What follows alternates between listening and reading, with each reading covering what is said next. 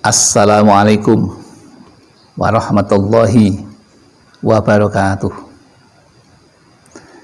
Bismillahirrahmanirrahim. Alhamdulillahirabbil alamin. Wa bihi nasta'inu ala umrid dunya waddin. La haula wala quwata illa billahil aliyyil azim.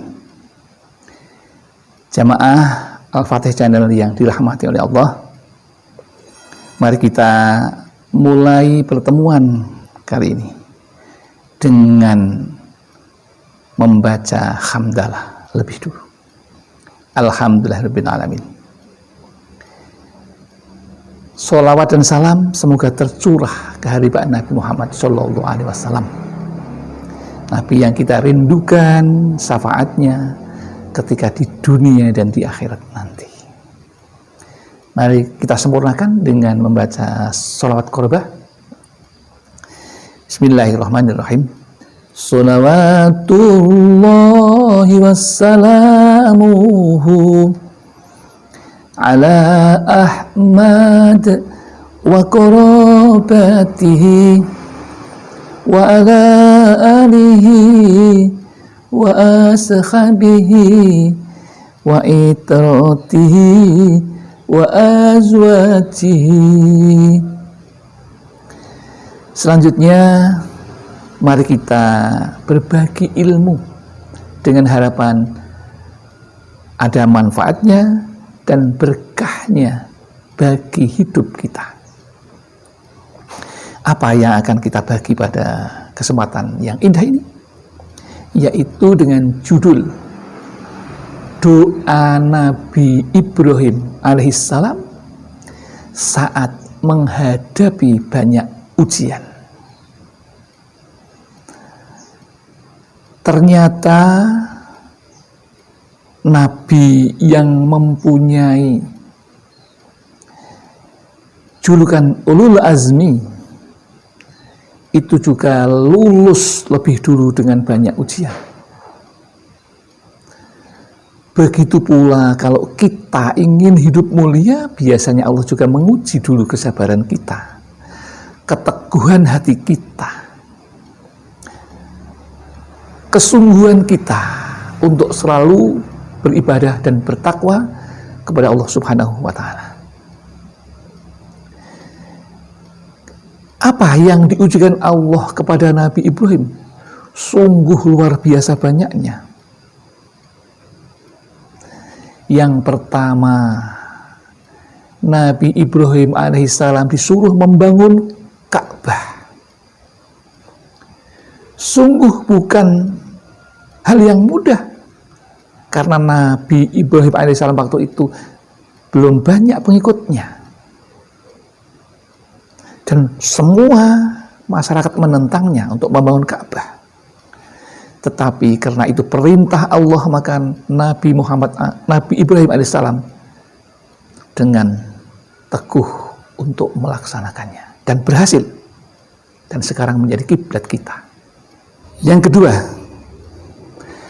Nabi Ibrahim diuji untuk membersihkan Ka'bah dari kemusyrikan. Karena setelah Ka'bah dibangun, di sekitar Ka'bah itu banyak sekali kemusyrikan yang terjadi. Banyak berhala untuk disembah. Maka Allah memerintahkan, menguji dengan perintah yang kedua untuk membersihkan kemusyrikan itu. Maka kemusyrikan semuanya bisa diatasi dengan baik. Yang ketiga, ujian yang ketiga, ujian yang maha dahsyat, yaitu dalam mimpinya Nabi Ibrahim alaihissalam diperintahkan untuk apa? Menyembelih putranya Nabi Ismail. Sungguh luar biasa. Tapi karena ketaatan Nabi Ibrahim alaihissalam, maka perintah itu pun dilaksanakan. Dan karena ketaatannya, ketika akan disembelih, Nabi Ismail tidak bisa putus karena sebelum itu sudah dipegangi oleh malaikat Jibril dengan menggantinya domba kibas. Lulus yang ketiga kali ujian. Yang keempat, masih diuji lagi Nabi Ibrahim.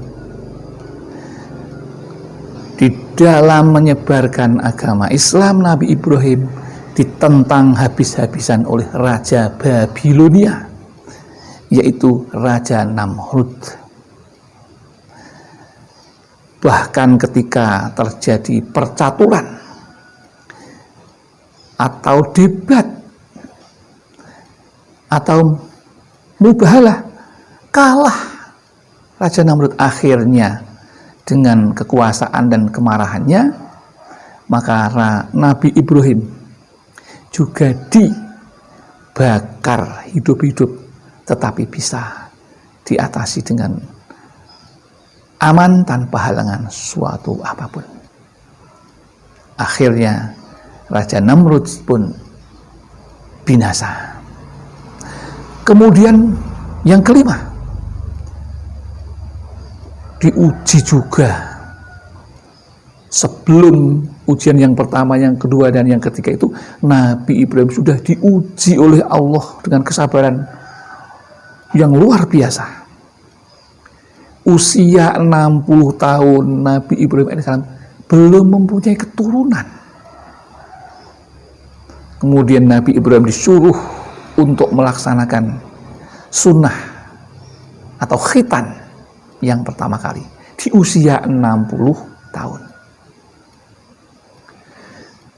Kemudian istrinya juga menjelang tua.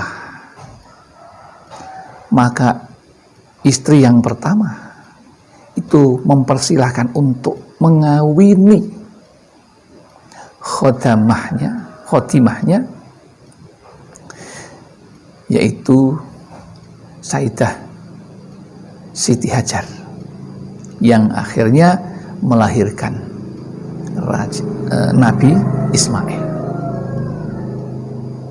Sementara Dewi Saroh yang istri pertama belum mendapatkan keturunan, maka Nabi Ibrahim pun berbuat arif bijaksana, membawa